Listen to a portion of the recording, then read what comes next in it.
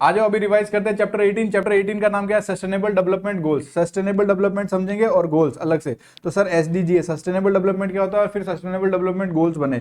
दूसरा क्या है सर? ईएसजी एश्योरेंस, मतलब इन्वायरमेंटल सोशल गवर्नेंस एश्योरेंस। इसके बारे में आपका चैप्टर 18 है। सर चैप्टर 18 क्यों आया सर? देखो कंपनीज को इन्वायरमेंटल सोशल और गवर्न ईसीजी के ऊपर भी ध्यान देना है, सस्टेनेबल डेवलपमेंट करना है, एसडीजी फॉलो करना है। तो सर अब आप बताओ, अगर उन लोग को इन्वायरमेंटल का ध्यान रखना है, सोशली उनको काम करना है, गवर्नेंस का भी उन पे काम करना है, तो ये चीजें उनको क्या करनी पड़ेगी? उनको फॉलो करनी पड़ेगी। और अगर ऑडिटर आएगा उस चीज पे अगर चेक करेगा तो वो अपना एश्योरेंस देगा। तो सर अपन क्या पढ़ेंगे? सस्टेनेबल डेवलपमेंट पढ़ेंगे। एक एक करके पढ़ते हैं सर। एसडीजी क्या है, ईएसजी क्या है, उसके बाद अपन डिटेल में डिस्कस करेंगे।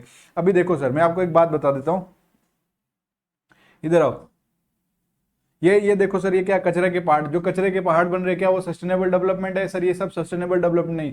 अपन ने एग्जांपल भी लिया था अपनी क्लास में कि ओडिशा की फैक्ट्री में आयरन ऑक्साइड जिसमें एल्यूमिनियम बन रहे थे, उससे वो आयरन ऑक्साइड, क्या आयरन ऑक्साइड कहाँ जा रहा था? रिवर में जा रहा था, जिसकी वजह से पूरी रिवर खराब हो रही थी, नेचुरल रिसोर्सेज खराब हो रहे हैं, जमीन खराब हो रही है, लोगों के लिए हेल्थ इश्यूज आ रहे हैं। तो क्या ये डेवलपमेंट है? क्या आप एल्यूमिनियम ये प्रोडक्शन कर रहे हो तो इससे डेवलपमेंट हो रहा है? अरे भाई साहब, डेवलपमेंट तो हो रहा है, बट फ्यूचर जनरेशन अपनी नीड्स भी नहीं फुलफिल कर पाएंगे। आप जमीन खराब कर दोगे, पानी खराब कर दोगे, हवा पानी खराब, सबकी हेल्थ खराब, तो ये सस्टेनेबल डेवलपमेंट की तरफ नहीं जा रहे। हम लोग क्या कर रहे हैं? ये गलत डेवलपमेंट कर रहे हैं। हमें कौन सा तरीका डेवलपमेंट करना चाहिए? सस्टेनेबल डेवलपमेंट, जिसमें हम अपनी नीड्स आज की तो फुलफिल कर ही ले।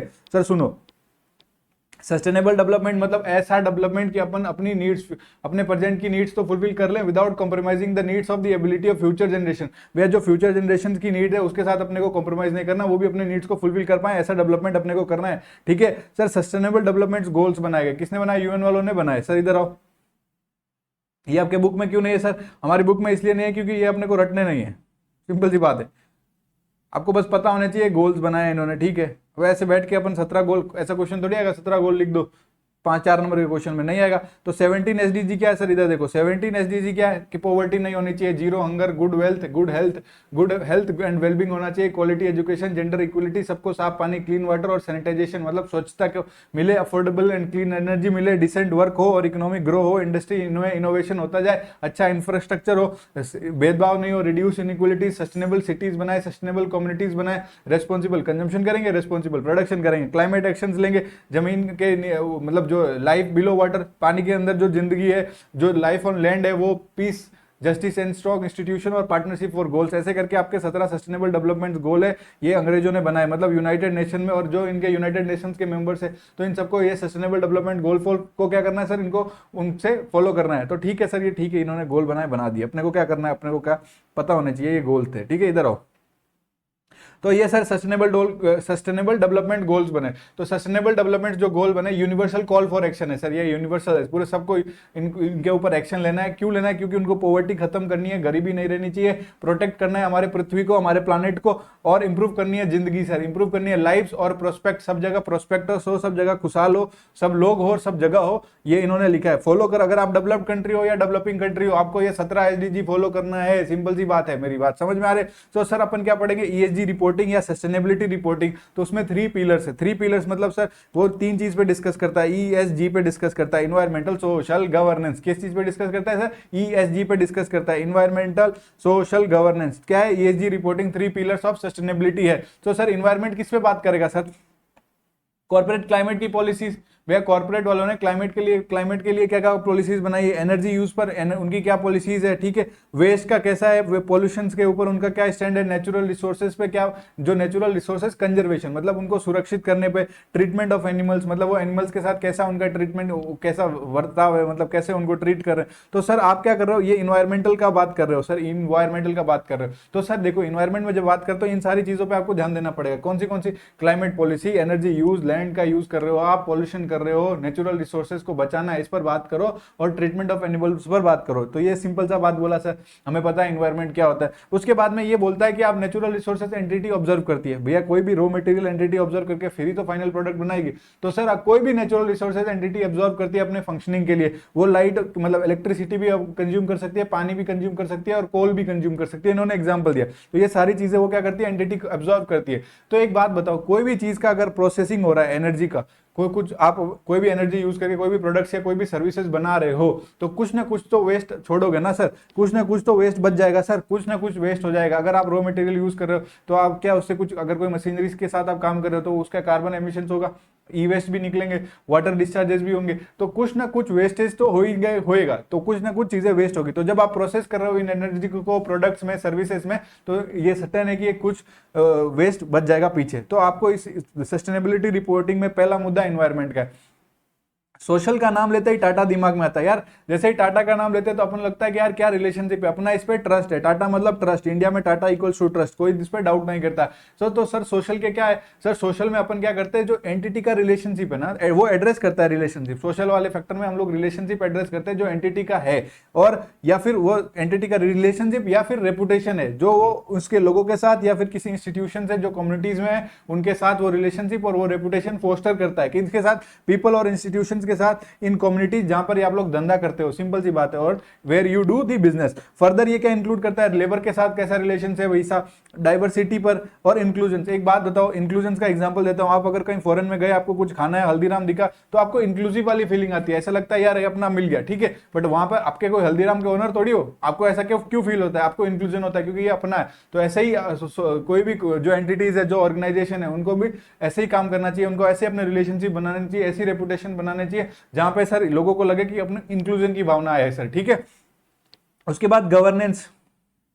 गवर्नेंस मतलब क्या sir, practices, policies, control, practices, policies और कंट्रोल का ऐसा सिस्टम जो आपका इंटरनल सिस्टम है ना ऑर्गेनाइजेशन का, किस किस का, कि भैया आप कौन से प्रैक्टिसेस फॉलो करते हो, कंट्रोल्स फॉलो करते हो और प्रोसीजर्स जो एंटिटी फॉलो करती है, ये सब क्यों फॉलो कर रही है, अपने आप को गवर्न करने के लिए। तो it is the internal system, जो इंटरनल सिस्टम है प्रैक्टिसेस का, कंट्रोल्स का, प्रोसीजर्स का, जो एंटिटी अपने आप में अडॉप्ट करती है और खुद को उससे गवर्न करती है और फिर अपना इफेक्टिव इन्वेस्टमेंट डिसीजन लेती है, कंप्लाई करती है लॉज एंड रेगुलेशंस के साथ और सबके नीड्स को क्या करती है, मीट करती है सर। तो सस्टेनेबिलिटी रिपोर्टिंग क्या है, पब्लिक में जाके चिल्लाना है। जब कोई भी पूछे सस्टेनेबिलिटी रिपोर्टिंग, पब्लिक में जाके चिल्लाएंगे, मतलब सर रिपोर्टिंग पब्लिकली किन किन मुद्दों पे, इकोनॉमिक, इन्वायरमेंटल या सोशल इंपैक्ट। सर जो ऑर्गेनाइजेशन काम कर रही है जरूर जरूर से उसका कुछ इकोनॉमिक इंपैक्ट होगा, इन्वायरमेंटल पे भी वो अपने अपने जो भी वो ऑपरेशंस कर रही है, जो भी वो डिसीजंस ले रही है, तो कुछ ना कुछ इसका इंपैक्ट इकोनॉमिक पे जा रहा होगा, कुछ ना कुछ इन्वायरमेंट पे जा रहा होगा, कुछ ना कुछ सोशली भी इंपैक्ट कर ही रही है ना वो ऑर्गेनाइजेशन। तो ये सब जाके रिपोर्ट करना पब्लिकली, चाहे वो कंट्रीब्यूशन जो वो कर रही है, वो कोई भी एंटिटी जो कंट्रीब्यूशन कर रही है towards the goal of sustainable development, तो ये सारी चीजों को अपन जाके करेंगे, रिपोर्ट पब्लिकली करेंगे।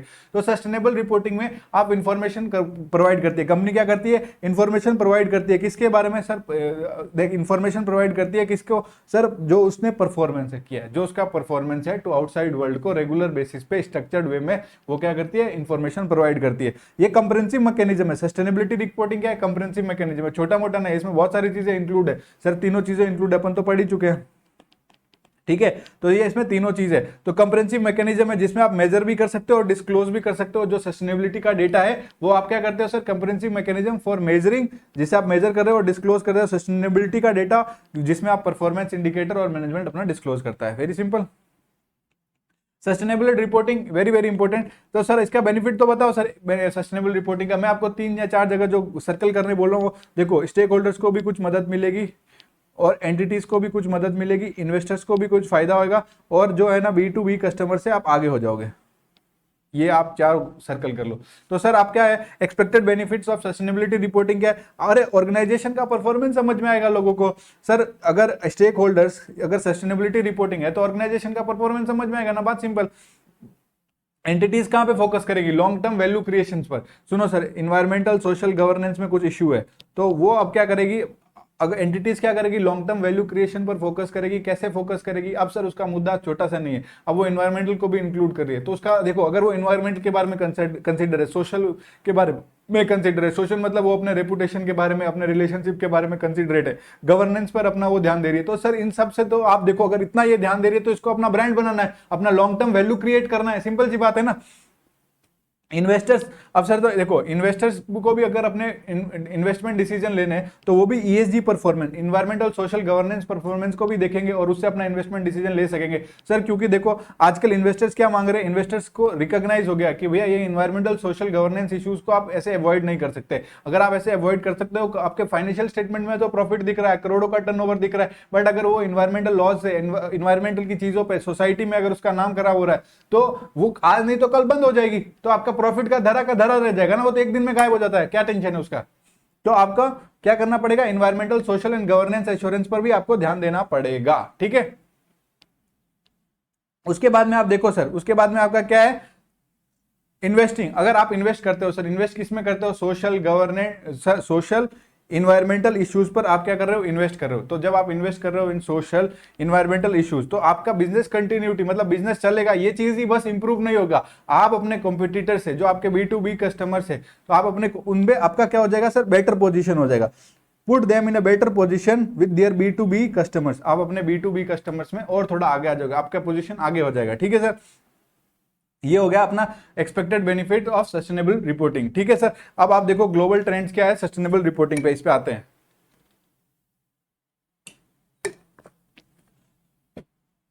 ग्लोबली क्या चल रहा है सर, सस्टेनेबल रिपोर्टिंग पर ग्लोबली क्या चल रहा है ये अपने को देखना है।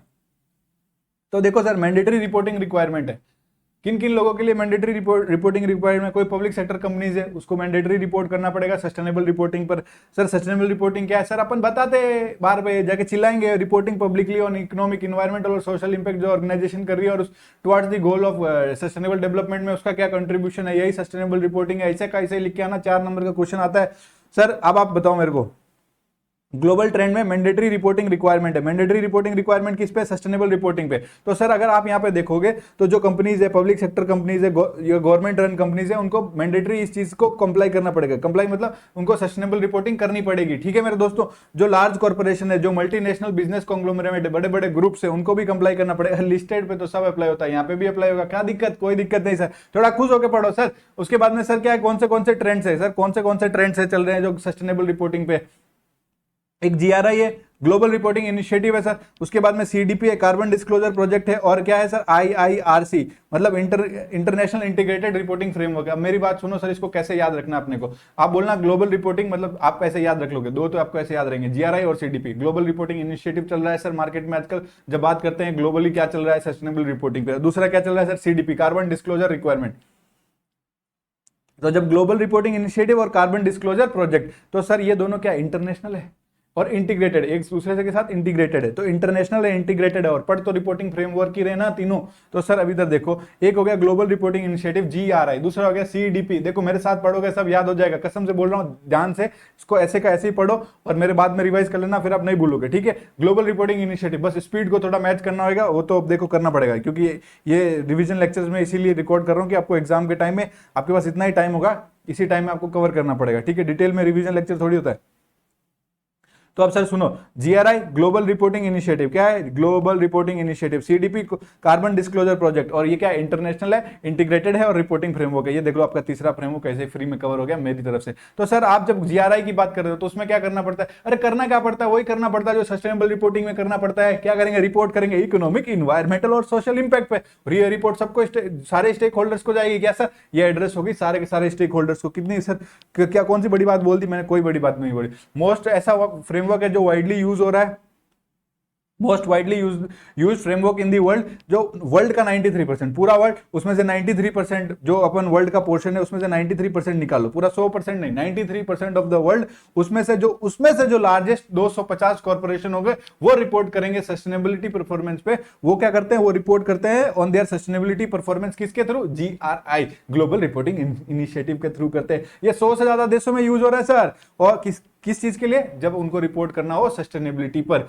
और अब मेरी बात सुनो, ये इंडिपेंडेंट इंटरनेशनल ऑर्गेनाइजेशन है जो कहाँ है सर, ये जो मतलब जिसने GRI बनाई ना, वो ग्लोबल रिपोर्टिंग इनिशिएटिव बनाया, तो ये क्या है सर, ये एक इंडिपेंडेंट इंटरनेशनल ऑर्गेनाइजेशन है जो बेस्ड है एम्स्टरडेम नीदरलैंड में। ठीक है, कहीं पे भी हो, नीदरलैंड में हो, ऑस्ट्रेलिया में, अमेरिका में, जापान में, चाइना में, हमको क्या लेना सर, कुछ नहीं, अपने को बस इतना ही लेना सर। GRI मतलब ग्लोबल रिपोर्टिंग इनिशिएटिव, इस पर रिपोर्ट करना इकोनॉमिक, इन्वायरमेंट, सोशल इंपैक्ट पे, सारे स्टेक होल्डर्स को एड्रेस हो गए sir. Most widely use framework है सर, इसमें से 93% ऑफ द वर्ल्ड, उसमें से लार्जेस्ट 250 जो कॉर्पोरेशन है वो अपना सस्टेनेबिलिटी परफॉर्मेंस किसके थ्रू रिपोर्ट करेंगे, GRI के थ्रू यूज करेंगे, रिपोर्ट करेंगे, और 100 से ज्यादा देशों में यूज हो रहा है, एम्स्टरडेम नीदरलैंड में ये बेस्ट है सर। CDP मतलब कार्बन मतलब समझ गए ना आप, किस पे लेटेगा, ये इन्वायरमेंटल पे लेटेगा।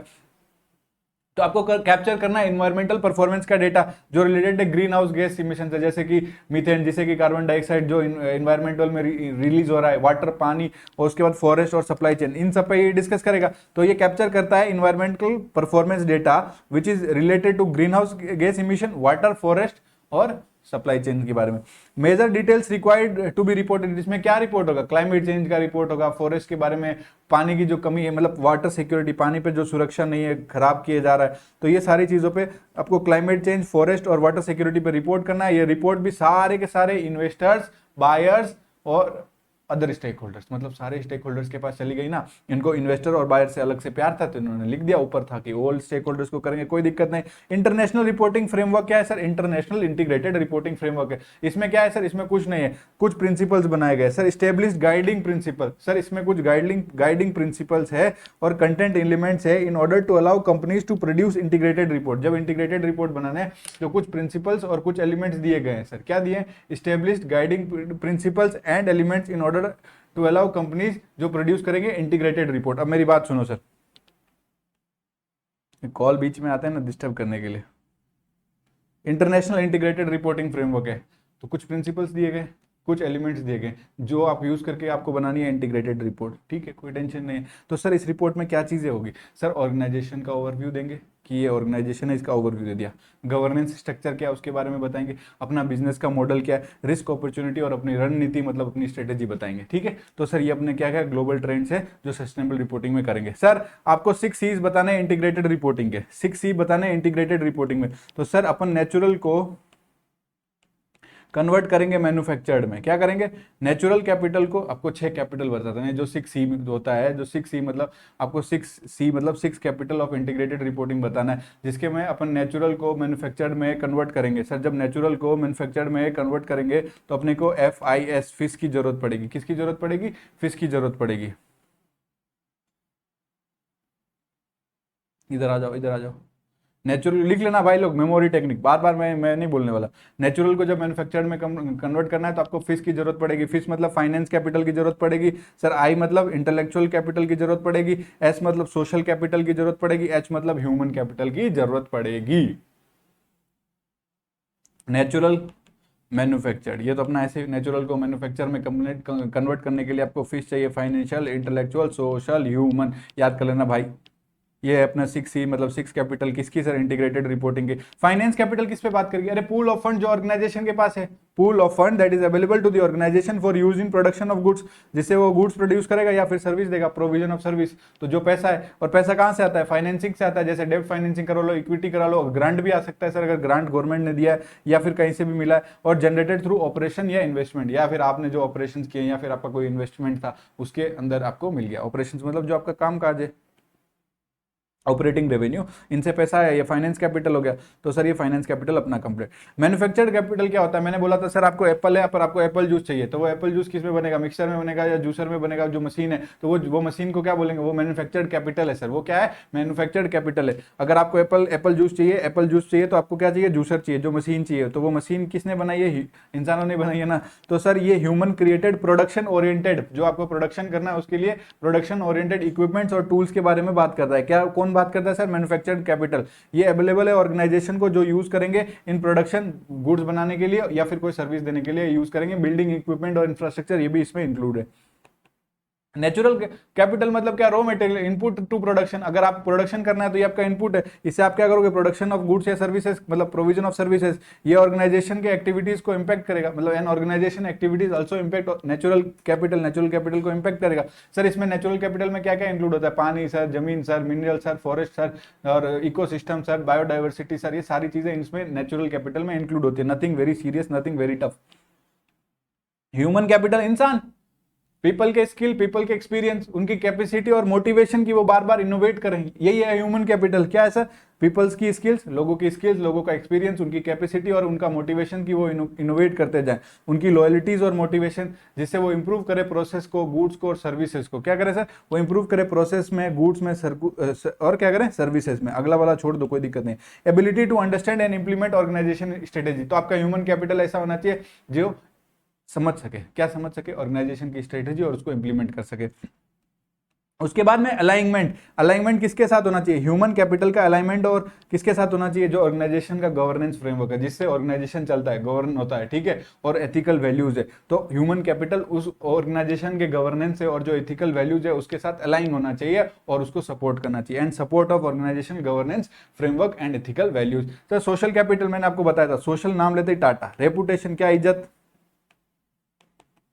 क्या इज्जत है, क्या रिलेशनशिप है। तो ऐसे इंस्टीट्यूशंस और रिलेशनशिप जो स्टेब्लिश्ड में विद इन और between each of the community group of stakeholders या अदर नेटवर्क्स, तो ऐसे इंस्टीट्यूशंस और ऐसे रिलेशनशिप जो स्टेब्लिश्ड में विद इन और between the communities group of stakeholders या अदर नेटवर्क्स, जिससे इनहेंस हो जाएगा क्या, इंडिविजुअल मतलब अपनी कंपनी वो कैसे इनहेंस करती है, और खुद को इनहेंस करना है, बाकी सब लोग का कलेक्टिव वेलबिंग हो, अपना अपना नहीं देखना, बस वेलबिंग होना चाहिए सबका, मतलब कॉमन वैल्यूज होने चाहिए, बिहेवियर होना चाहिए कंपनी का टुवर्ड्स दी सोसाइटी की, रिलेशनशिप, ट्रस्ट और लॉयल्टी जो उसने डेवलप किया समय के अनुसार। और देखो अगर कोई सोसाइटी एक्सेप्ट नहीं करेगी तो आप ऑपरेट भी नहीं करोगे। तो अगर आपके पास सोशल कैपिटल है मतलब इट इंक्लूड्स एन ऑर्गेनाइजेशन का सोशल लाइसेंस टू ऑपरेट, ठीक है सर। इंटेलेक्चुअल कैपिटल पे ध्यान दो, इंटेलेक्चुअल कैपिटल क्या है सर, अगर आपके पास कोई इंटेलेक्चुअल प्रॉपर्टी है, मतलब कोई इंटेलेक्चुअल कैपिटल है, तो आपके पास एडवांटेज है अपने कंपटीटर्स के साथ, आप और उसमें प्रॉफिट अर्न कर सकते हो और आगे अपना ग्रोथ है।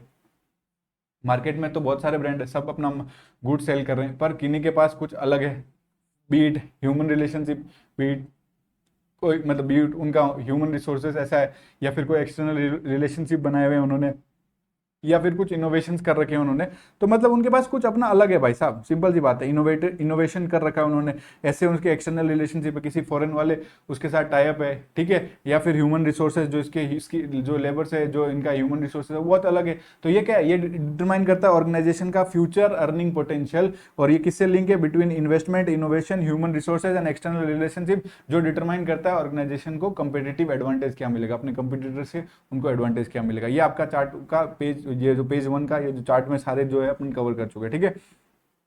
क्वेश्चन आप खुद से पढ़ लेना, कुछ नहीं है। डिजिटल का बोला यहाँ पे, डिजिटल वो उन्होंने इनोवेट किया है, तो सर ये कौन सा कैपिटल हुआ, इंटेलेक्चुअल कैपिटल हुआ। सीएसआर कौन सा कैपिटल होता है, सोशल कैपिटल होता है, पढ़ लो।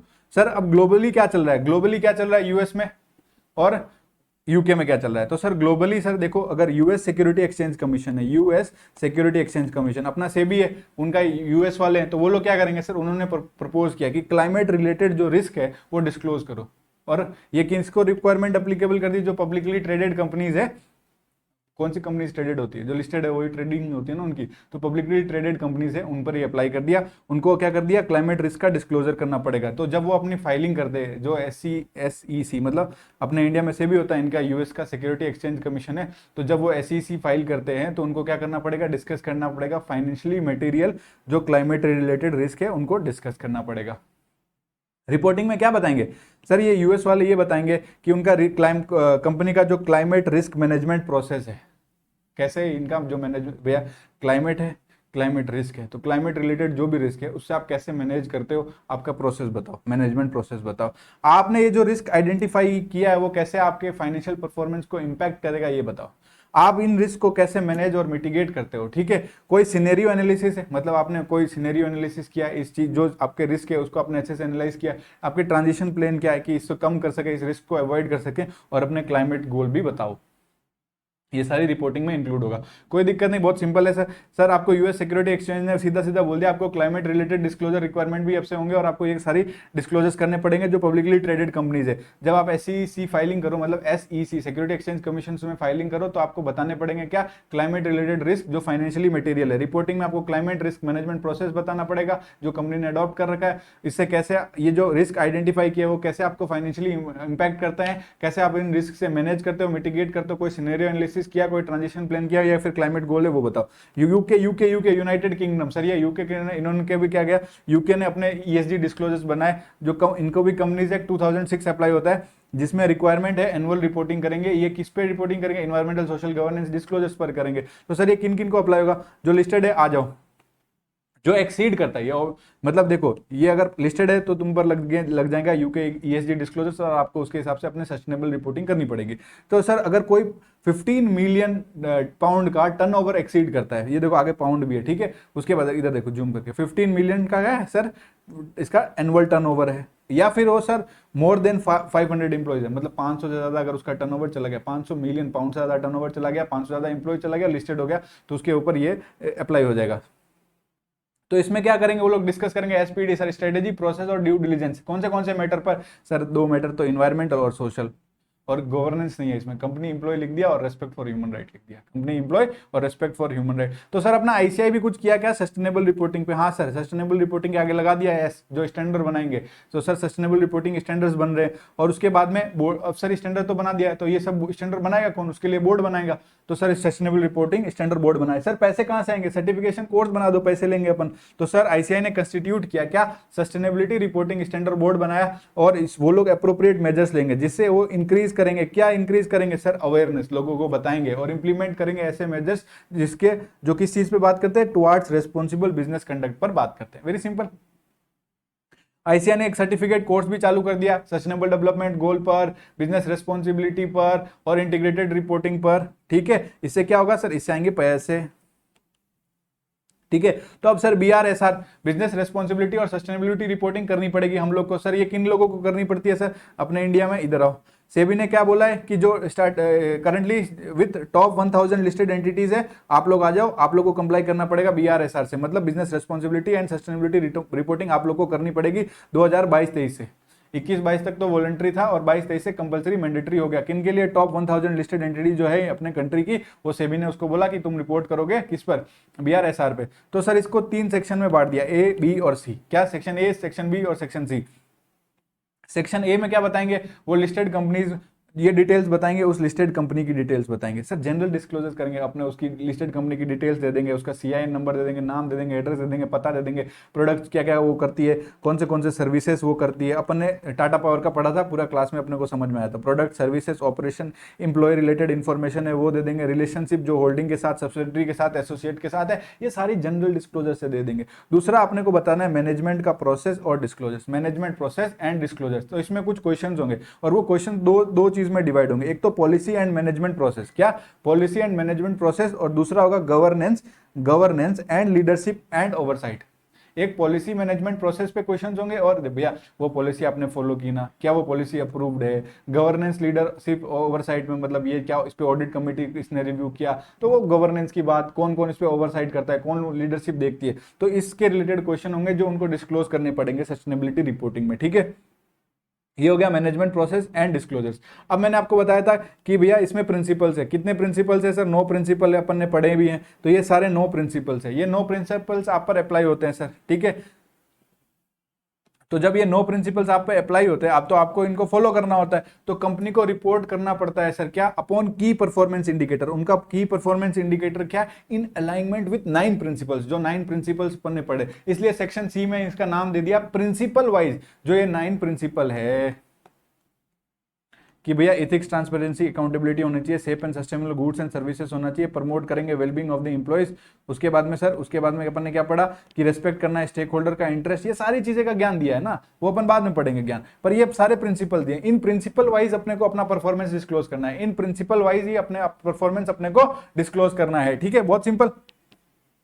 तो ये की परफॉर्मेंस इंडिकेटर बताएंगे in alignment with the 9 principles, जो किसने बनाए? एनजीआरबीसी ने बताए। तो सर ये किसने बताए? एनजीआरबीसी, नेशनल गाइडलाइंस। आरबीसी मतलब रेड ब्लड सेल नहीं sir, national guidelines on responsible business conduct. National guidelines किस पर? जो रेस्पॉन्सिबल बिजनेस कंडक्ट है उसके ऊपर ये उन्होंने ये 9 प्रिंसिपल्स दिए हैं। उसके साथ हमारे परफॉर्मेंस इंडिकेटर अलाइन करके हम अपनी रिपोर्टिंग करेंगे। ये केपीआई जो की परफॉर्मेंस इंडिकेटर है 2 कैटेगरीज में बटा है, एसेंशियल कैटेगरी, एसेंशियल इंडिकेटर या फिर लीडरशिप इंडिकेटर। जो एसेंशियल इंडिकेटर्स होते हैं, नाम से ही पता चल रहा है, मैंडेटरी डिस्क्लोजर से आपको करना ही पड़ेगा। लीडरशिप इंडिकेटर्स क्या है? ऑप्शनल डिस्क्लोजर से, इसमें आप चाहो तो कर सकते हो। ठीक है, तो सर एसेंशियल इंडिकेटर्स क्या है? आप डेटा ऑन ट्रेनिंग प्रोग्राम, वो ट्रेनिंग प्रोग्राम का डेटा है वो आप दो, कितनी ट्रेनिंग कंडक्टेड की है सबके लिए।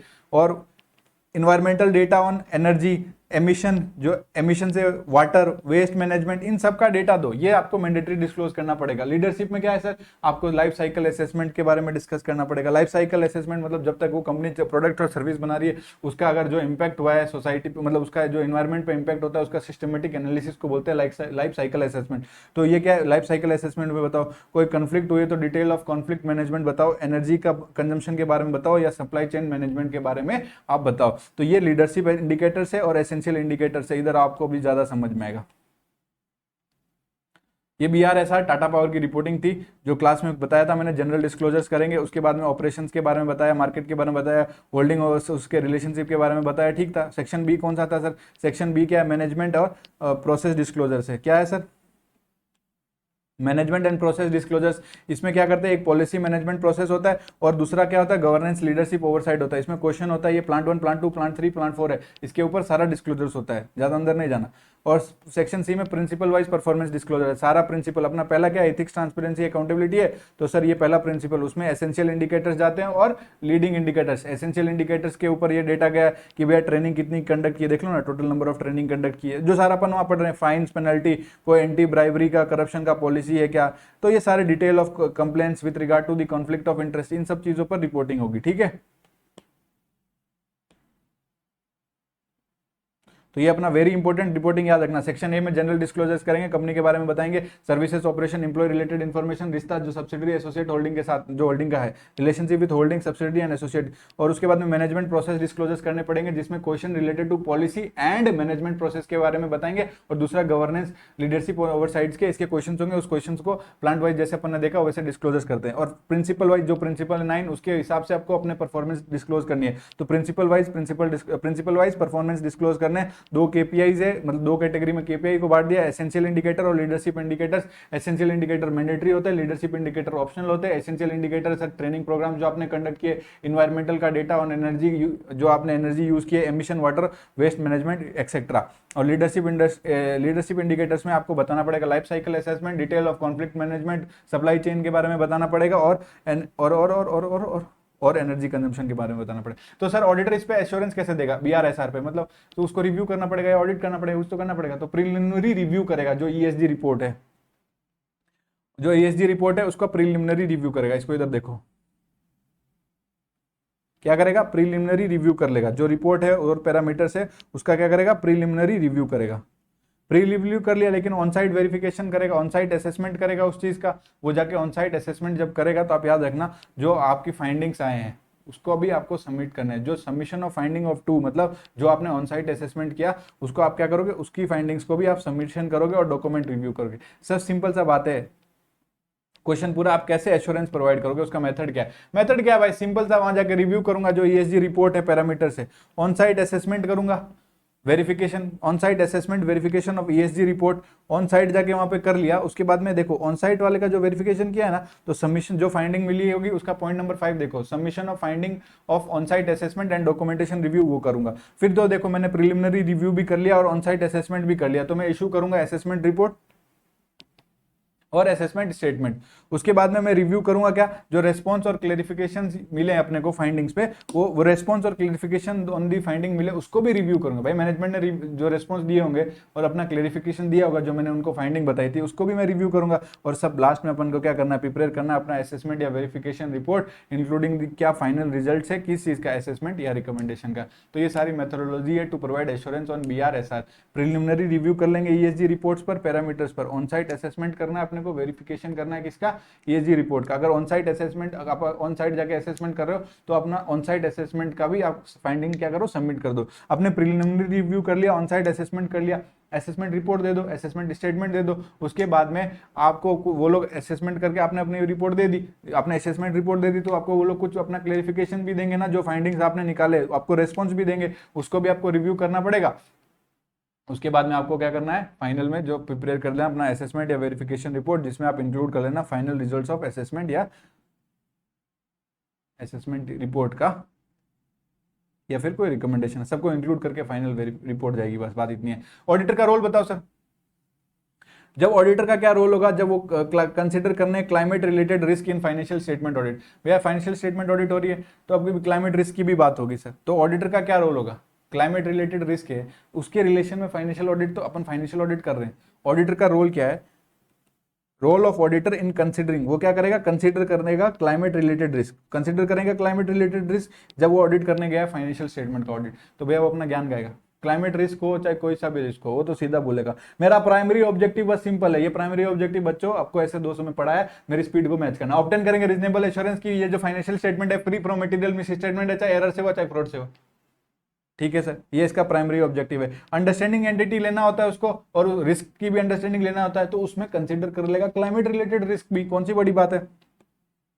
और अब देखो ये कह दिया कि जो रिलेवेंस है ना क्लाइमेट रिलेटेड रिस्क का, वो वेरी करता है सेक्टर वाइज। हाँ भाई वो तो वेरी करेगा ना, जो रिस्क इंश्योरेंस वालों के लिए या फिर एनर्जी वालों के लिए या ट्रांसपोर्ट वालों के लिए होगा, जरूरी नहीं है वो मटेरियल या फिर एग्रीकल्चर वालों के लिए या फूड और एग्रीकल्चर वालों के लिए, फॉरेस्ट्री वालों के लिए हो। तो ये रिस्क तो भैया जो क्लाइमेट रिलेटेड रिस्क है वो वेरी करता है सेक्टर वाइज।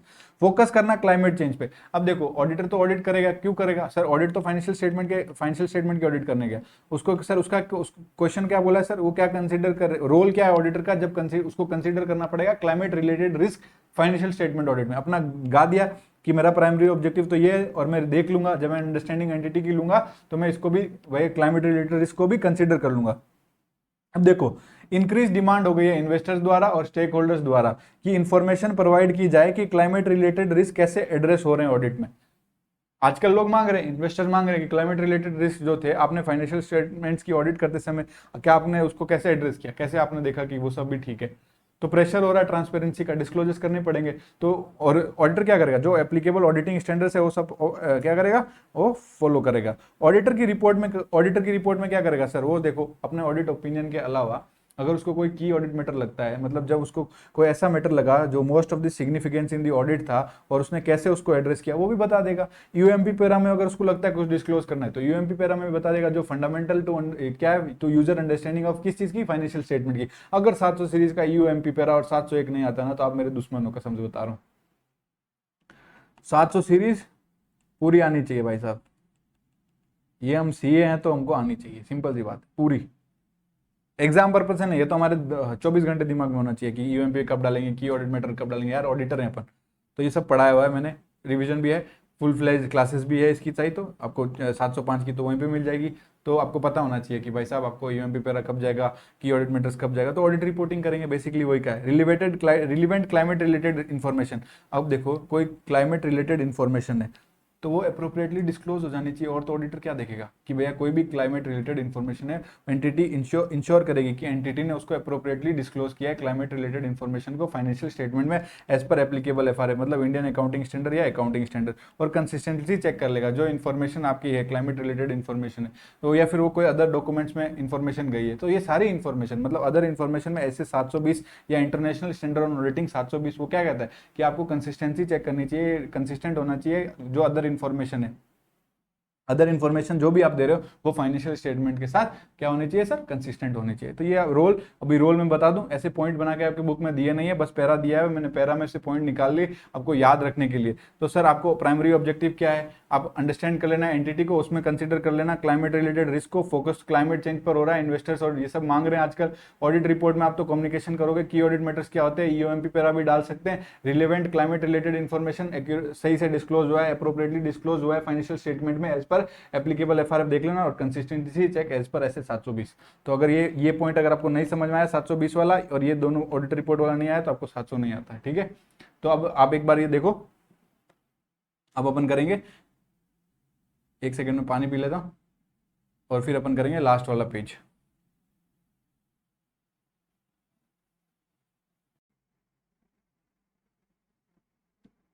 इस पे देखो 9 प्रिंसिपल ऑफ बीआरएसआर पर आ जाओ। 9 प्रिंसिपल ऑफ बीआरएसआर, बीआर मतलब सर बिजनेस रेस्पॉन्सिबिलिटी और एस मतलब सस्टेनेबल रिपोर्टिंग सर। तो इसके 9 प्रिंसिपल्स दिए हुए हैं। तो ये 9 प्रिंसिपल किस चीज में कैटेगराइज है, कैसे कैसे कैटेगराइज है सर, ईएसजी कंपोनेंट जो इन्वायरमेंटल सोशल गवर्नेंस कंपोनेंट है उसमें कैटेगराइज है, ठीक है सर। अगर आप देखोगे तो 2 इन्वायरमेंटल में आते हैं, 3 सोशल में आते हैं और 4 गवर्नेंस में आते हैं, 2 3 4, 2 in environment, 3 in social and 4 in governance, ठीक है सर।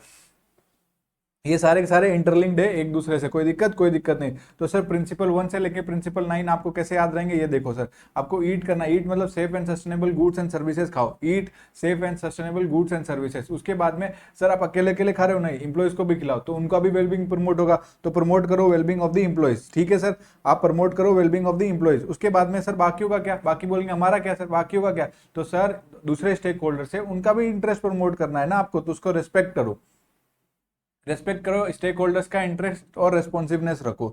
उसके बाद में सर हम सब का क्या, बाकी लोग बोलेंगे, पूरी जनता बोलेगी, आप क्या करोगे, तो सबके ह्यूमन राइट्स तो रेस्पेक्ट करोगे ना। तो प्रिंसिपल 1 ईट इथिक्स अकाउंटेबिलिटी और ट्रांसपेरेंसी पे बात करता है। तो eat safe and sustainable goods and services, क्या करना है, ईट करना है अपने को, मतलब खाना है safe and sustainable goods and service. Sir अकेले अकेले खा रहे हो क्या सर, यहाँ पे लिखो अकेले अकेले नहीं सर, इंप्लॉइज को, तो इंप्लॉइज ने बोला अकेले अकेले, तो उनको भी खिला दो इंप्लॉइज को, तो प्रमोट हो जाएगा वेलबींग ऑफ द इंप्लॉइज। बाकी सबका क्या मतलब, अदर स्टेक होल्डर्स का क्या सर, तो रिस्पेक्ट करो अदर स्टेक होल्डर्स के इंटरेस्ट को। हम सब का क्या सर, हम सब आप हम लोग ह्यूमन राइट्स, सबके ह्यूमन राइट्स तो रेस्पेक्ट करो और प्रमोट करो ह्यूमन राइट्स को, ठीक है सर। तो सर ये तो ईसीजी और इन्वायरमेंटल की बात होती है, और अभी तक इन्वायरमेंट वाला नहीं पढ़ा इनमें। अब सेफ एंड सस्टेनेबल गुड्स पढ़ लिया, इंप्लॉइज के बारे में पढ़ लिया, स्टेक होल्डर्स के बारे में पढ़ लिया, ह्यूमन राइट्स के बारे में पढ़ लिया, एथिक्स अकाउंटेबिलिटी ट्रांसपेरेंसी के बारे में पढ़ा। तो सर ये कहाँ पे पढ़ेंगे इन्वायरमेंट वाला, तो इन्वायरमेंट वाला प्रिंसिपल 6 में पढ़ेंगे। कहाँ पढ़ेंगे सर, इन्वायरमेंट वाला प्रिंसिपल 6 में पढ़ेंगे। यहाँ पे देखो principle number 6,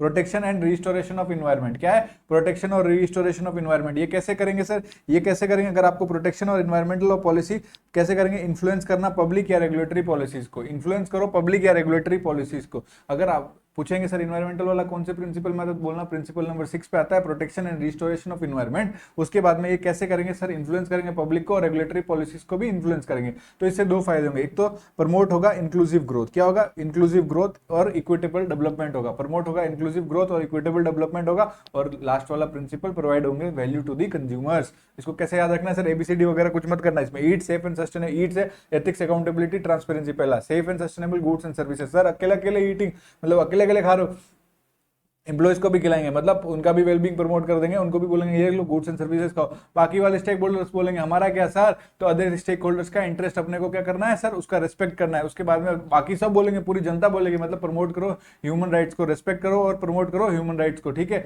sir. ESG environmental वाला कहाँ है, पूरा 9 प्रिंसिपल में सर, प्रिंसिपल नंबर 6 में है, प्रोटेक्ट करना है, रिस्टोरेशन करना है इन्वायरमेंटल का। क्या करना है sir, protection and restoration of environment, कैसे, by influence on public and regulatory policies. ये और ये दो करोगे तो आप प्रमोट होगा क्या sir, inclusive growth and equitable development, और प्रोवाइड हो जाएगी वैल्यू टू द कंज्यूमर। ऐसे याद रखना। आ जाओ सर, पहला वाला क्या, एथिक्स ट्रांसपेरेंसी अकाउंटेबिलिटी। कुछ नहीं कहता, कहता है पॉलिसीज बनाओ, प्रोसीजर्स बनाओ और ऐसे प्रैक्टिसेस बनाओ। ऐसे पॉलिसीज, ऐसे प्रोसीजर्स, ऐसे प्रैक्टिस बनाओ अपने ऑफिस में, अपने फैक्ट्री में, अपने वर्क प्लेस में, जिससे आप इंश्योर करना कि इथिक्स कॉम्प्रोमाइज ना हो, ठीक है। उसके बाद में जो इन्फॉर्मेशन है सर, कौन सी information, information relating to policies, procedures, practices जो आपने बनाई है वो सबको बताओ ना, made available to all the stakeholders, सबको बताया सर। अगर कोई एडवर्स इफेक्ट आया तो ट्रांसपेरेंटली डिस्क्लोज होना चाहिए, एडवर्स इफेक्ट आता है तो ट्रांसपेरेंट डिस्क्लोजर्स होता है। जो एंटिटीज वैल्यू चेन में, मतलब सारे वैल्यू चेन में एंटिटीज है, आपके सप्लायर है, डिस्ट्रीब्यूटर है, पूरा जो एंड टू एंड में पूरे, मतलब आप वो प्रोडक्शन, आप रॉ मटेरियल क्या प्रोक्योर करते हो ना, वहां से लेके फाइनल प्रोडक्ट सेल आउट हो गया, तब तक पूरे वैल्यू चेन में एंटिटीज इन दी वैल्यू चेन, सब एंटिटीज जो जिसके साथ भी आप कनेक्ट हो रहे हैं उन सबको बोलो कि ये अडॉप्ट करे कौन से वाले प्रिंसिपल्स, अडॉप्ट करे ये वाला principles, ethic, transparency and accountability. और कोई भी एंटिटी रेस्पॉन्ड, प्रोएक्टिवली रेस्पॉन्ड करना है सर। अगर कोई भी ये जो 9 प्रिंसिपल्स दिए उनसे अगर वायलेट करता है तो उसमें क्या करना है, आपको प्रोएक्टिवली रेस्पॉन्ड करना है। क्या करना है, प्रोएक्टिवली रेस्पॉन्ड करना है, भले वो सर सप्लायर हो, डिस्ट्रीब्यूटर हो, कस्टमर हो, रेगुलेटरी ऑफिसर हो, कॉन्ट्रैक्टर्स हो, वो लोग क्या कर रहे हैं, वायलेट कर रहे हैं 9 प्रिंसिपल्स, जिन पे ये 9 प्रिंसिपल अप्लाई हो रहे हैं, तो सर उनके लिए उन केसेस में हम लोग को प्रोएक्टिवली रेस्पॉन्ड करना है आउटसाइड एंटिटीज को जो वायलेट करते हैं ये 9 प्रिंसिपल्स को। सर पहला क्या, ईट एथिक्स अकाउंटेबिलिटी ट्रांसपेरेंसी, ऐसे पॉलिसीज, ऐसे प्रोसीजर्स बनाओ, ऐसे प्रैक्टिसेस बनाओ और ये सब अपने ऑफिस में, फैक्ट्री में और वर्क एरियाज में लगाओ और इंश्योर करो कि आपका एथिक्स के साथ कॉम्प्रोमाइज नहीं हुआ, एथिक्स आपका कॉम्प्रोमाइज नहीं होना चाहिए। ये information relating to the policies, procedures और प्रैक्टिसेस है, ये आप अवेलेबल कराओ, सारे स्टेक होल्डर्स को बताओ। In case of adverse effect, आपको एडवर्स इफेक्ट हो रहा है तो ट्रांसपेरेंट डिस्क्लोज करो, जो एंटिटीज वैल्यू चेन में है वो सबको इंकरेज करो कि वो अडॉप्ट करे ये प्रिंसिपल्स, वो ये अडॉप्ट करे प्रिंसिपल्स। उसके बाद में एंटिटीज अगर कोई भी ये वायलेट करती है तो आप क्या करोगे, प्रोएक्टिवली रिस्पॉन्ड करोगे उन आउटसाइड एंटिटीज को जो ये वायलेट करती है 9 प्रिंसिपल्स को। प्रिंसिपल 2 में safe and sustainable goods and services था। देखो गोल्स लिखा है आपके आईसीआई के मटेरियल में, होता है गुड्स ही है, तो आप दोनों लिख लेना, मुझे कोई वो टेंशन नहीं है, आप दोनों लिखना एग्जाम में। कि कोई भी प्रोडक्ट डिजाइन होता है तो उसका कॉस्ट तो 90% कॉस्ट कहाँ फाइनल होता है, डिजाइन फेज में। एक बार अपन ने डिजाइन फेज में अगर कॉस्ट उसका फाइनलाइज कर लिया तो मतलब अपने को ये कंफर्म है कि आपको इसका कॉस्ट तो इतना ही लगेगा, ठीक है। तो डिजाइन फेज में ही एंटिटी को अपने ऐसे प्रोडक्शन मेथड्स और ऐसे टेक्नोलॉजीज को डिवाइस करना चाहिए जिससे मिनिमम रिसोर्स यूज हो, और अगर जितना कम रिसोर्स यूज होगा उतना कम कॉस्ट आएगा। तो ये कौन से वाले फेज में करना है, जब आप डिजाइन कर रहे हो अपने प्रोडक्ट का। तो जब आपका प्रोडक्ट डिजाइन हो रहा है, कौन डिजाइन कर रहा है, अपना एंटिटी जब अपना प्रोडक्ट डिजाइन करेगी तो प्रोडक्शन मेथड्स और टेक्नोलॉजीज ऐसे लगाओ जिससे मिनिमम रिसोर्सेज यूजेज हो। और सर आप देखो, आपको क्या करना पड़ेगा, एजुकेट करना पड़ेगा, अवेयर करना पड़ेगा अपने कंज्यूमर्स को, किन चीजों के बारे में, क्लाइंट्स को किन चीजों के बारे में, उनके अधिकारों के बारे में, उनको एजुकेट करो, उनको अवेयर करो, और ऐसे मेजर्स लो जिससे रिड्यूस कर सको ओवर एक्सप्लॉइटेशन ऑफ रिसोर्सेज का ओवर एक्सप्लॉइटेशन ना हो। वो क्या करो सर, आप ऐसे मेजर्स लो और इनकरेज करो मेथड जिससे रिड्यूस, क्या रिड्यूस है, नेचुरल रिसोर्सेज का यूजेज कम हो, रीयूज हो, दोबारा हो जाए और रिसाइकल हो जाए। वेलबींग ऑफ एम्प्लॉय, भलाई करनी है एम्प्लॉय की, प्रमोट करो wellbeing of the employ. Sir ये कैसे होगा, सर इन सब चीजों में क्या क्या इस एलिमेंट में इंक्लूड है। सर आपको रेगुलेटरी रिक्वायरमेंट, अगर वेजेज एक्ट है, बोनस एक्ट है, और ग्रेच्युटी एक्ट है, पीएफ एक्ट है, ये सारी चीजों से कंप्लाई करो। और कोई भी चाइल्ड लेबर, बॉन्डेड लेबर मतलब किसी को आपने लोन दिया और उसके पैसे नहीं दिया, आपने उसको लेबर बना दिया, तो एंटिटीज को प्रिवेंट करने all kind of child labour, bonded labour और any other form of involuntary labour. और एंटिटीज को वर्क लाइफ बैलेंस, जो अपन ने कभी सुना नहीं है सर, वर्क लाइफ बैलेंस होता है कि हमारे तो टाइम नहीं होता था सर, हम जब आर्टिकलशिप करते थे, आपके टाइम में होता है क्या, नहीं होता सर। तो वर्क लाइफ बैलेंस भी होना चाहिए। अगर एम्प्लॉय की वेलबींग को प्रमोट करना है, टाइमली उनको पेमेंट करो भाई साहब। ऐसी वर्क प्लेस बनाओ जो सेफ हो, हाइजीन और कंफर्टेबल हो, और ऐसी वर्क प्लेस बनाओ जो फ्री फ्रॉम हेरेसमेंट हो और वायलेशन हो, वायलेंस ना हो उसमें, ठीक है, फ्री फ्रॉम वायलेंस हो। प्रिंसिपल नंबर 4 पढ़ेंगे जिसमें रिस्पेक्ट करना है किसका, स्टेक होल्डर्स का इंटरेस्ट और रेस्पॉन्सिवनेस होना है। मतलब भैया स्टेक होल्डर्स ने पैसे लगाए तो उनके लिए, उनके प्रति अपने को रेस्पॉन्सिवनेस दिखानी है। तो सर आपको ट्रांसपेरेंट होना है, एंटिटी शुड बी ट्रांसपेरेंट, और उनको क्या करना है, कम्युनिकेट करना है अपने स्टेक होल्डर्स को। क्या कम्युनिकेट करना है कि भैया जो ऑर्गेनाइजेशन है उसका, जो ऑर्गेनाइजेशन के ऑपरेशन है, जो ऑर्गेनाइजेशन बिजनेस डिसीजन लेती है, जो एंटिटी बिजनेस डिसीजन लेती है, तो उसका इंपैक्ट पीपल और नेचर पर तो होता होगा, इंसानों और प्रकृति पर कुछ तो कुछ इंपैक्ट हो रहा होगा। तो ये इस केस में आपको ट्रांसपेरेंट होना है और आपको कम्युनिकेट करना है about the impact of their operation and business decision on people and nature. आपको डिटरमाइन करना है कंटेक्स्ट ऑफ देयर ऑपरेशन। भैया आपको क्या करना है, डिटरमाइन करना है कंटेक्स्ट ऑफ देयर ऑपरेशन, जिन पार्टीज के साथ आप डील कर रहे हो किस दायरे में काम कर रही है, किस दायरे में वो ऑपरेट कर रही है, तो वो आपको डिटरमाइन करना है। और कौन सी इंटरेस्टेड पार्टीज है आपको डिटरमाइन करना है। फेयरली अगर बेनिफिट हो रहा है तो फेयरली शेयर सब स्टेक होल्डर्स के साथ शेयर करोगे ना आप, वही लिखा है, तभी तो स्टेक होल्डर का इंटरेस्ट प्रमोट होगा, रेस्पेक्ट होगा उसका, प्रमोट क्या, रेस्पेक्ट होगा स्टेक होल्डर्स का इंटरेस्टनेस। और रेस्पॉन्सिवनेस मतलब उसको आप कम्युनिकेट कर रहे हो तो रेस्पॉन्सिवनेस बढ़ रहा है ना। और ये प्रिंसिपल नंबर 5, रेस्पेक्ट करना है ह्यूमन राइट्स को। तो सर आपको क्लियर अंडरस्टैंडिंग होनी चाहिए ह्यूमन राइट्स की, और आपको ये भी पता होना चाहिए कि किस किस तरीके से वायलेट हो सकते हैं ह्यूमन राइट्स इन दी प्रोस्पेक्ट। मतलब आपके क्लियर अंडरस्टैंडिंग होनी चाहिए ह्यूमन राइट्स, मतलब जो अधिकार है ह्यूमन राइट्स है उनको, आपकी एंटिटीज को क्या होनी चाहिए, क्लियर अंडरस्टैंडिंग होनी चाहिए, उनको समझ होनी चाहिए, और किस किस तरीके से ये सब वायलेट हो सकता है ये भी उनको पता होना चाहिए। किसके परस्पेक्टिव में, from the constitution of India के, कॉन्स्टिट्यूशन ऑफ इंडिया में जो अपने लॉज दिए गए हैं, जो नेशनल लॉज है, जो पॉलिसीज है, जो इंटरनेशनल बिल है ह्यूमन राइट्स पे, इनके परस्पेक्टिव में, मतलब इनमें भी दिए ना अपने राइट्स, वो राइट्स वायलेट नहीं होने चाहिए। सिंपल, मतलब वो राइट्स के, आपको उन राइट्स की अंडरस्टैंडिंग होनी चाहिए और आपको पता होना चाहिए कि ह्यूमन राइट्स कैसे वायलेट हो सकते हैं इनके परस्पेक्टिव में, ठीक है। जब आप डेवलप कर रहे हो मैनेजमेंट सिस्टम, जब एंटिटीज डेवलप कर रही है अपना मैनेजमेंट सिस्टम, तो उसको क्या करना पड़ेगा, इंटीग्रेट करना पड़ेगा। देखो आप क्या कर रहे हो, ऑर्गेनाइजेशन अपना मैनेजमेंट सिस्टम बना रही है, क्या बना रही है, मैनेजमेंट सिस्टम बना रही है, इधर आओ, मैनेजमेंट सिस्टम बना रही है, उसमें कुछ पॉलिसीज होगी, कुछ प्रैक्टिसेस होगी, कुछ प्रोसीजर्स होंगे, तो उसमें आप क्या करो, ह्यूमन राइट वाला एलिमेंट है वो भी इंटीग्रेट कर दो अपने पॉलिसीज में, प्रोसीजर्स में और प्रैक्टिस में, यही तो कहा है। और बिजनेस को रिकॉग्नाइज करना और रेस्पेक्ट करना है ह्यूमन राइट्स को of all the stakeholders, सारे स्टेक होल्डर्स का रिकॉग्नाइज करो और रेस्पेक्ट करो, क्या, ह्यूमन राइट। सर अब प्रिंसिपल ईएसजी इन्वायरमेंटल वाला कहाँ है सर, प्रिंसिपल नंबर 6 में है। तो प्रोटेक्ट करना है और रिस्टोर करना है आपको इन्वायरमेंट। तो भैया ऐसी पॉलिसीज और प्रोसीजर्स होने चाहिए, ऐसी प्रैक्टिसेस होने चाहिए जिससे आप एसेस कर लो और रेक्टिफाई कर लो, क्या जो इन्वायरमेंट पे इंपैक्ट हो रहा है वो एसेस कर लो, आप पता कर लो और रेक्टिफाई कर लो जो इंपैक्ट हो रहे हैं इन्वायरमेंट पे। यूज करो नेचुरल और मैनमेड रिसोर्सेज का, क्या करो, make use of natural and manmade resources in optimum manner, मतलब सही मात्रा में आप नेचुरल और मैनमेड रिसोर्सेज का यूज करो। Have to measure their performance. अब देखो आपको अपने परफॉर्मेंस भी मेजर करनी पड़ेगी इन रिलेशन टू आपने कैसे प्रिवेंशन किया है पॉल्यूशन का, कैसे आपने डिस्ट्रक्शन ऑफ फॉरेस्ट है अपना, उसमें आपका क्या परफॉर्मेंस है, वेस्ट जनरेशन में आपने कितना कम किया है, वो energy use, land use etcetera में अपना परफॉर्मेंस भी मेजर करो। पॉइंट नंबर डी, आपको कंट्रीब्यूट करना है towards climate change resilience. Resilience मतलब आप कैसे, क्लाइमेट चेंज हो रहा है आप कैसे कोप अप करोगे, आप क्या कंट्रीब्यूट कर रहे हो जो क्लाइमेट चेंज रेजुलेशन है इन लाइन विद इंडिया का commitment to various international mechanism. देखो इंडिया ने भी कमिटमेंट किया कि क्लाइमेट चेंज में वो लोग का क्या क्या रोल रहेगा, ठीक है, जैसे कि पेरिस एग्रीमेंट हुआ, ठीक है, अभी ये नहीं पढ़ना कि क्या है पेरिस एग्रीमेंट में, अपने को कोई लेना देना नहीं। तो इंडिया का क्या कॉन्ट्रीब्यूट है, मतलब ये तो इंडिया का पेरिस एग्रीमेंट के साथ है, तो अपना एंटिटी का क्या कॉन्ट्रीब्यूट है जब क्लाइमेट चेंज रेजिलेंस की बात होना है, मतलब रेजिलेंट होना है कि किस चीज के, भैया कि क्लाइमेट चेंज को हम लोग कैसे, इस प्रॉब्लम को कैसे कोप अप करेंगे, उसमें आपका क्या कंट्रीब्यूशन है एंटिटी। एक्सप्लोर करो कंपैरिजन ऑफ एक्टिविटीज, क्या करोगे, कंपेयर करो अपने एक्टिविटीज को इंडस्ट्री की बेस्ट प्रैक्टिसेस से, और देखो क्या हम लोग रिड्यूस कर सकते हैं, रीयूज कर सकते हैं, रिसाइकल कर सकते हैं, रिकवर कर सकते हैं मटेरियल और रिसोर्सेज को, और ऐसे एवेन्यूज ढूंढो जिससे आप अपने परफॉर्मेंस को इंप्रूव कर सकते हो towards the various environmental responsibilities. Very simple, very basic point. Principle 7 क्या कहता है, इन्फ्लुएंस करो पब्लिक को और रेगुलेटरी पॉलिसीज को। तो इसके एलिमेंट्स में क्या डिस्कस किया है, कोर एलिमेंट ऑफ BRISR, जो कोर एलिमेंट्स है BR बिजनेस रिस्पॉन्सिबिलिटी और सस्टेनेबिलिटी रिपोर्टिंग के, वो एज ए होल मीट होने चाहिए, एज ए होलिस्टिकली मीट होने चाहिए, मतलब एज ए होल, होलिस्टिकली पूरा उसको। और जब ऑर्गेनाइजेशन गो एड करता है अपना, कब करना चाहिए सर इनको, क्या कोर एलिमेंट्स ऑफ BRISR है, इनको क्या करना चाहिए, मेट करना है होलिस्टिकली, जब ऑर्गेनाइजेशन कंट्रीब्यूट करता है कोई पॉलिसी फॉर्मुलेशन पे या पॉलिसी एडवोकेसी, मतलब पॉलिसी को कोई भी सपोर्ट करता है। कलेक्टिव एसोसिएशन जैसे ट्रेड ग्रुप्स है, इंडस्ट्री चैम्बर्स है, इनका भी यूटिलाइजेशन होना चाहिए किसमें, जब आपको इन्फ्लुएंस करना है पब्लिक और रेगुलेटरी पॉलिसीज को। और जब आप रोल कर रहे हो, आप अपना एंटिटीज उसमें आप पार्टिसिपेट कर रही है पॉलिसी एडवोकेसी में, मतलब किसी भी पॉलिसी को सपोर्ट करनी है तो ध्यान रखें वो उसी पॉलिसी को एडवोकेसी करे जो इनकरेज करती है फेयर कंपटीशन को और ह्यूमन राइट अब्यूजेस को प्रिवेंट करती है।